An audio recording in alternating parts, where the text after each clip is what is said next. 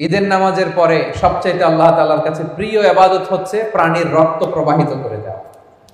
এবং বিষ্ণু ইসা ইসলাম বলেছেন কিয়ামতের দিন এই প্রাণী তার শিং, তার চামড়া, তার পশম নিয়ে বিশাল সওয়াবের পাহাড় হয়ে দাঁড়াবে। পড়েন আল্লাহু আকবার। এজন্য হুজ্জাজ বাইতুল্লাহ যারা হজে আছেন, আল্লাহ তাআলা তাদের হজকে কবুল করুন।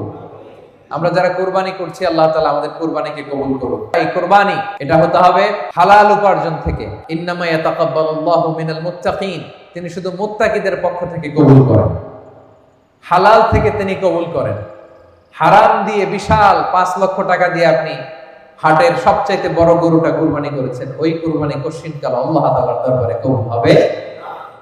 আর সামান্য কিছু অর্থের মালিক আপনি, একা একটা কুরবানি দেওয়ার সক্ষমতা নাই, হায়রে 7 জন মিলে ভাগে কুরবানি দিবেন, ওইটা আল্লাহর আরশে আগে কবুল হয়ে যাবে। এজন্য আমরা সবসময় হালালের সাথে থাকবো। কিসের সাথে? হালালের সাথে। হারামের সাথে আমাদের কোনো সম্পর্ক নাই। হালাল থেকে অল্প দান করলো এটাকে কবুল করে কে? আর হারাম থেকে কোটি কোটি টাকা দান করলো সে দান আল্লাহর দরবারে কবুল হয় না।